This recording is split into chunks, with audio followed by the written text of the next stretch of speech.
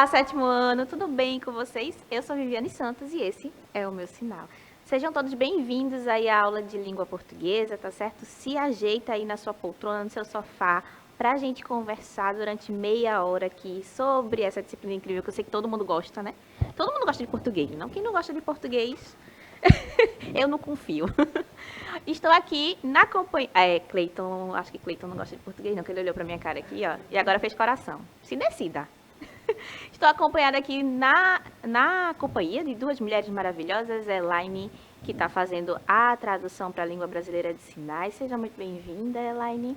E a professora Camille Borba. Mas antes de eu passar para a professora Camille Borba, eu vou me autodescrever aí para quem está em casa conseguir me imaginar, tá certo? Eu sou uma mulher negra baixa, de cabelos negros escovados, tenho olhos também pretos, uso óculos arredondado e hoje eu estou em pé na frente do vídeo e utilizo uma calça preta e uma blusa laranja. Agora que eu me autodescrevi, vou passar para a professora Camille para ela falar com vocês aí em casa. Olá, lindezas, tudo bem? Ansiosos para essa aula maravilhosa de língua portuguesa do sétimo ano, porque eu estou animadíssima. E também me autodescreverei aqui. Então, eu sou uma mulher negra de cabelos cacheados, escuros, na altura dos ombros, olhos também escuros, óculos arredondados. Estou sentada na frente de um notebook e estou usando uma camisa azul, tá? E um belíssimo microfone, né, de Sandy Júnior. E é isso. Espero que vocês gostem, vocês sabem. Qualquer dúvida, comentário, elogio, crítica, joga aqui no chat que eu estou esperando vocês. Isso, como faz aí a comunicação com a professora Camille por meio do app, do Educa Recife, para mandar os seus comentários, as suas dúvidas sobre o conteúdo, tá certo? A aula de hoje é sobre leitura de romance. O que é que a gente pode inferir de uma leitura de romance? Será que é simplesmente pegar um livro e, né, da nossa biblioteca particular ou de uma biblioteca pública e ler assim, ao bel prazer? Será que a gente pode entender algumas coisas a partir dessa leitura? Muito provavelmente, né? Então a gente vai conversar sobre isso. Hoje nós pensaremos sobre a estrutura do romance e algumas particularidades, mais especificamente sobre a voz do narrador, né? Quem é que está ali contando a história, sobre a estrutura do romance em si. Então, um romance ele precisa de um começo, ele precisa de uma introdução, onde há a apresentação das personagens, a apresentação do tempo e do espaço, o desenvolvimento de um conflito, ou seja, algo que vai dar continuidade ao enredo, a sequência da história, a sequência de ações para a história. Por fim, normalmente há um desfecho, mas a gente sabe que hoje em dia há livros cujo desfecho é aberto, ou cujo desfecho é prolongado, deixa-se para um segundo livro, para um terceiro e assim sucessivamente. Começa aquelas sagas enormes, né? De livros que não acabam nunca. E aí você gosta de ler também essa sequência de livros. Eu particularmente adoro. Quanto mais longa for a história, mais envolvida eu fico nela. Confessar uma temeridade que fiz. Temeridade? Uma vez. Peguei um livro de quase 900 páginas. Vou ler. Acabei no outro dia. Então eu passei uma noite lendo. Uma noite e um pouquinho. E nisso eu tinha aula, eu ia dar aula. E assim, no intervalo que eu tinha, eu saí lendo. Por quê? Porque mesmo sendo um romance muito longo, ele era extremamente bem narrado. E você fica instigado a terminar, né? 900 páginas. Quase. Umas 800 Meu e poucas, Jesus. assim. Foi. Eu não consigo ler isso tudo de uma vez só, não. Não dormi, mas terminei o livro. E pra gente que gosta de leitura, ele é praticamente como fazer uma maratona de uma série, né? Isso. Tem muita gente que passa a noite todinha aí virando série, não é aconselhável, tá, minha gente? Façam aí pausas, assistam um episódio, vai fazer um exercício físico, vai fazer uma comida, vai fazer alguma coisa e volta. Não assiste muitos episódios de uma vez, não, senão você vai acabar seu entretenimento rápido e não faz bem pro corpo, né? Então vamos lá. Primeiro, o que é romance? Será que você que está aí em casa saberia me dizer assim que é romance? Eu sei que parece meio óbvio e a gente sempre pensa em história de amor, na verdade, quando escuta a palavra romance, né? Mas o romance é um tipo de texto, na verdade, grande, pertencente à ordem do narrar e que irá nos contar uma história. Não há um limite para o tamanho de um romance. Algumas histórias são até divididas em mais de um romance. Era o que eu estava falando para a professora Camille. E que a professora Camille aqui validou o meu argumento dizendo que leu um texto de 900 páginas. Eu também já fiz isso. Mas eu dividi, viu? Eu não fui tão extrema assim como você, não. Eu não li tudo em um dia, não, até porque eu nem consigo. Mas aí eu fui dividindo, acho que eu levei um mês para ler, um de 900 páginas, porque fui fazer... Eu dormi, professora. Porque você dormiu, você fez boas escolhas da sua vida. A minha escolha naquele período, naquele momento, foi terminar. Mas assim, eu não esperava. Eu realmente esperava pegar, assim, comecei a ler agora de tarde, vou ler até dormir. Qual é o seu limite de páginas, professora, por dia? Tirando esse caso aí extremo. Eu realmente não sei, amiga. Não sabe? Não sei, porque já teve uma vez, quando eu era adolescente, e não se tinha internet, assim, celular, muito, que eu acho que eu li uns 4 livros, assim, de um dia pro outro. O quê? Fininhos, mas eu saí lendo, também não dormi de novo. Então, alunos, não sigam. Sigam o exemplo, assim, vamos ler, mas vamos dormir também, é importante. Eu acho que eu só consigo ler umas 200 páginas por dia. Mais 200 páginas por dia é muito, são muitas páginas. Depende, às vezes depende mais de como a narrativa é construída do que da quantidade de páginas. Porque existem diagramações em que a letra é maiorzinha, ou que a história é mais fluida, tem menos vocabulário que você precisa parar para pensar no que é. Então, assim, às vezes palavras difíceis, arcaicas, você precisa de um dicionário para consultar. Se for em outro idioma, normalmente você demora mais para fazer a leitura também. Então, depende, às vezes, mais da diagramação do livro do que necessariamente da nossa capacidade de leitura, tá? Isso. Mas toda vez que a gente vai exercitando, né, quanto mais livros você lê, quanto mais textos você entrar em contato, maior será a sua capacidade de ler progressivamente. Então, a gente sempre começa. Professora, eu não gosto de ler, não. Aí eu sempre trago um conto, né, para as nossas aulas. E aí o conto, ele é pequenininho, normalmente 2 páginas, 3 páginas no máximo. E aí, quando você menos percebe, a gente já lê o conto inteiro aqui na nossa aula. Então, a gente, aos poucos, vai consumindo essa literatura. Quando você perceber, você já está lendo aí livros inteiros dentro de um mês, dentro de uma semana. Isso. Professora Viviane, importante eu lembrar, assim, que eu não comecei a ler 800 páginas, né? Isso.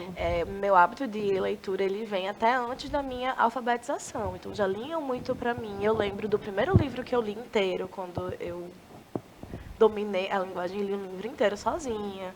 Então, assim, é um hábito que vem sendo construído ao longo desses 30 anos, desses 31 anos que eu tenho. E aí é possível hoje eu sentar e terminar um romance. Não quer dizer que vocês precisam fazer isso. Isso. Mas o contato com a literatura, com a leitura, além de ser prazeroso, faz muito bem também para o nosso raciocínio. Porque a gente vai conseguindo fazer associações mais rápidas. E isso ajuda muito na vida. Lembrando que... Isso, concordo completamente. Lembrando que também a leitura, como ela é muito relativa com relação a gosto, você não precisa necessariamente começar a ler por onde as pessoas te indicam. Isso. Mas você pode fazer o seu próprio percurso literário, né? Se eu gosto mais de ler fantasia, eu vou ler mais fantasia. Se eu gosto mais de ler autobiografia, não existe um modelo de por onde a gente deve começar na literatura, né?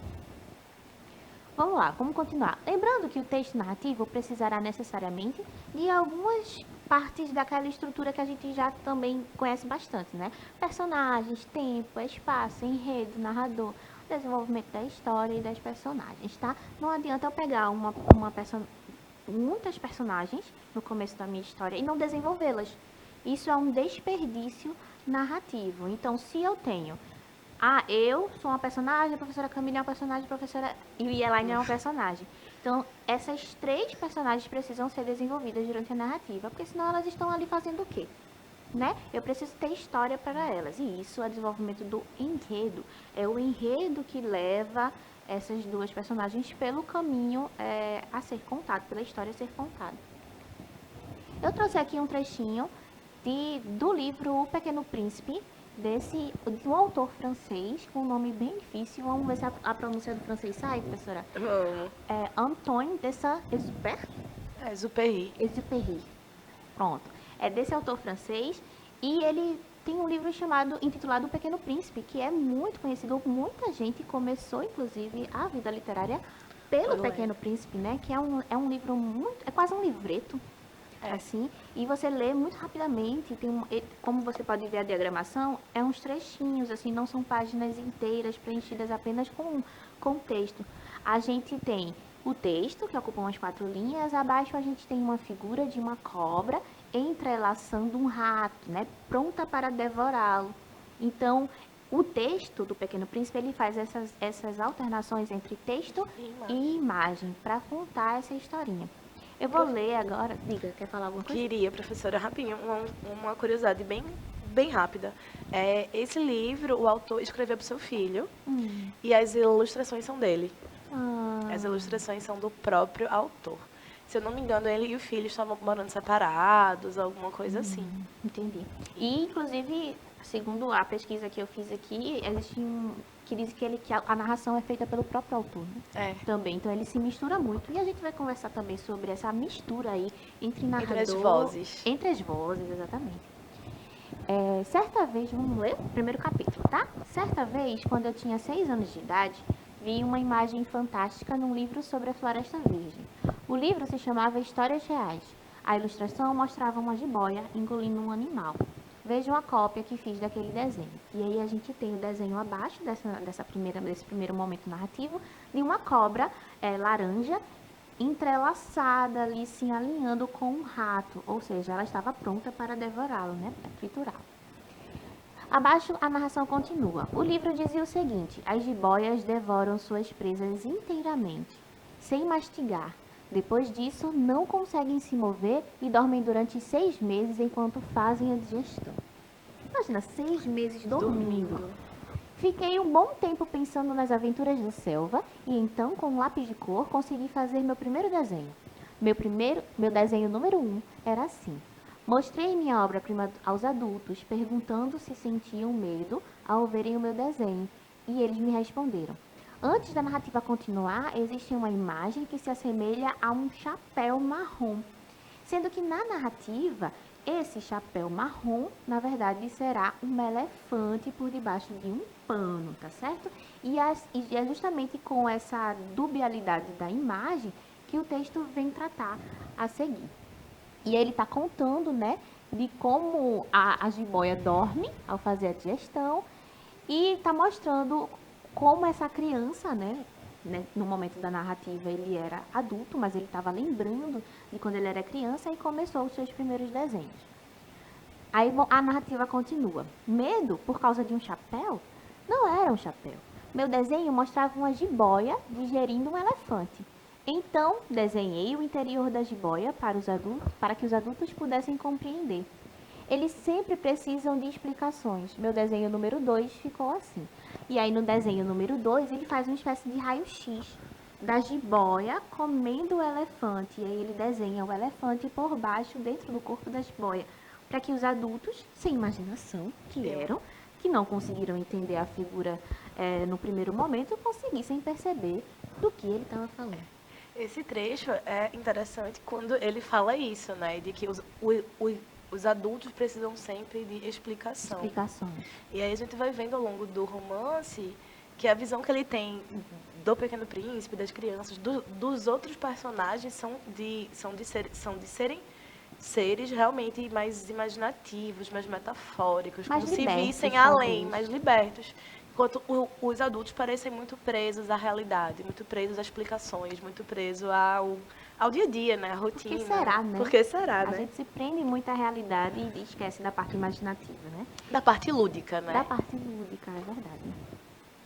Vamos lá. Continuando a narrativa, os adultos me aconselharam a desistir dos desenhos de jiboias abertas ou fechadas e a me interessar por outras coisas, como geografia, história, matemática e gramática. Ele estava meio desiludido, né?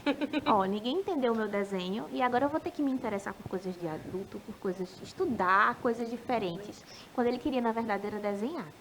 E o desenho requer muito estudo também, viu? Requer muito conhecimento de mundo, inclusive matemático, né? A gente tem vários estudos que comprovam que pintores utilizavam recursos matemáticos, da gente tá de prova aí que não deixa ninguém mentir. Então, não é simplesmente às vezes só dom. É um dom com um estudo prévio ali daquele conteúdo, tá? Vamos continuar.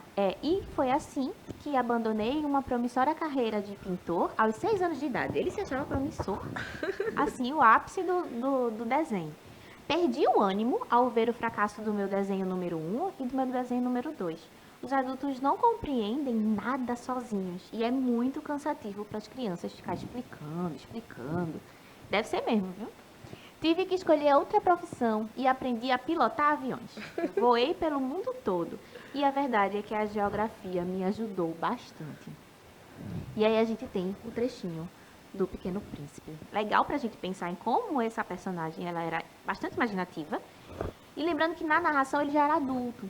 Então ele teve que buscar aí a memória que ele tinha, o trauma que ele teve de quando a sua pintura foi rejeitada, de quando o seu desenho foi rejeitado.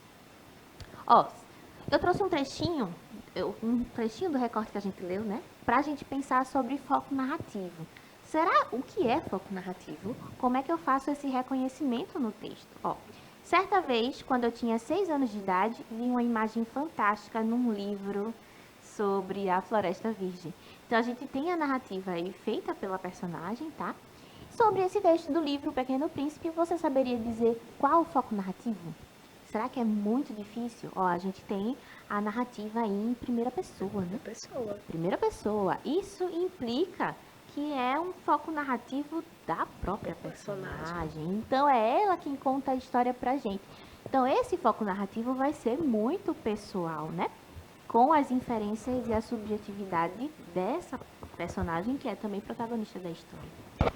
E aí, um ponto interessante da gente pensar do foco narrativo em primeira pessoa é que isso faz com que o narrador ele não seja tão confiável. Isso. Porque a gente não tem uma visão de fora do que ele sente, a gente só tem uma visão enviesada, né, contaminada, entre aspas, o que não quer dizer que seja ruim, pessoal, são só palavras. Sim. É uma visão contaminada pela própria subjetividade do autor, que é também narrador. Sim. Né? E aí a gente precisa já também... É importante a gente perceber qual é a voz narrativa para a gente já ter esse direcionamento. Um narrador em terceira pessoa tende a ser mais imparcial, porque ele não está tão envolvido na história. Se tivesse que escolher, eu estava pensando sobre isso, eu penso várias coisas enquanto você está falando. E aí, eu gosto da subjetividade do eu. Eu gosto também. Né? Especialmente para que a gente ganhe profundidade de emoções. Às vezes, um narrador impessoal, especialmente quando ele é observador só, né? Quando ele não é onisciente. Mas quando ele é só observador, ele pode não entender o âmago que foi, Jonas. Ele pode não entender o âmago da questão, o sofrimento por trás daquela ação. Isso. E aí, professora, eu estava pronta para lhe perguntar se você prefere saber tudo subjetivamente da personagem ou prefere que seja narrado tudo. Eu prefiro saber tudo de maneira subjetiva, na verdade. Do eu.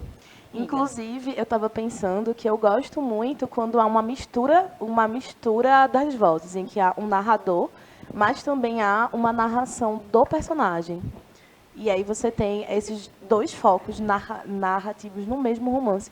Ou quando a gente tem vários narradores, vários pontos de vista no mesmo romance. Eu acho que enriquece de um jeito maravilhoso. Porque você pode ver o mesmo fato sobre prismas diferentes. Sim. E aí você vai... Nossa, muito bom. Tem alguns livros recentes de fantasia em que há tantas personagens na história, né, que o autor, às vezes, ele utiliza esse recurso de fazer com que personagens diferentes contem a história a partir daquele capítulo. Então, e eu tenho certeza que a gente está pensando no mesmo livro. A gente está pensando no No mesmo mesmo livro. livro. Vamos trazer um trecho dele para Vamos debater? trazer. Será que a gente pode? Ó, o foco narrativo designa o ponto de vista daquele que narra a história. Dessa forma, ele pode ser em primeira pessoa, isto é, quando pertence a uma das personagens, principal ou coadjuvante, e também pode ser em terceira pessoa, ou seja, quando não pertence a uma das personagens, localizando-se fora da história. Não necessariamente fora da história, a gente também tem narrador personagens também que fazem parte da história, mas que tem esse olhar ali de quem está só observando. Às vezes, por exemplo, se eu for contar a vida se fôssemos personagens, né? E a personagem protagonista é Camille, mas eu tô contando a história, eu tô do lado dela, então eu também sou uma narradora personagem, né? Como a história se passa em primeira pessoa, o foco narrativo é o do próprio protagonista. Ele não apenas conta a história, mas também é responsável pela feitura das ilustrações. Então, nesse momento aqui, ele tá contando a sua própria memória, ele tá lembrando, né, utilizando de como os adultos lidavam com ele e também está fazendo as ilustrações. Então, faz tudo. Faz tudo. Multitasking. Na primeira imagem, né, temos uma cobra enroscada em um rato e na segunda imagem, uma cobra que engoliu o elefante. Ele inteiro dentro da cobra. Esse formato é confundido com a de um chapéu. De um chapéu, foi erro meu. Assumo. De um chapéu, tá certo? na narrativa. E por isso há confusão aí com os adultos e eles se sentem revoltados porque não foi compreendido. Neste caso da narrativa do Pequeno Príncipe, há uma confusão com relação ao significado da imagem. Isso porque, assim como as palavras, as imagens também podem significar coisas diferentes para as pessoas. E pode mesmo, né? Em alguns casos as imagens podem ser mal compreendidas. Mas, nesse caso aqui do Pequeno Príncipe, ele acusa os adultos de falta de imaginação. É um povo assim que só vive de realidade. Não Isso. tem o poder de criar, que nem o personagem tinha. Quando a gente está lendo um livro também, tem uma coisinha que é sempre bom a gente prestar atenção, que são os verbos de enunciação. Parece uma palavra bem... Sei não o que é isso, não. Vamos descobrir agora, ó.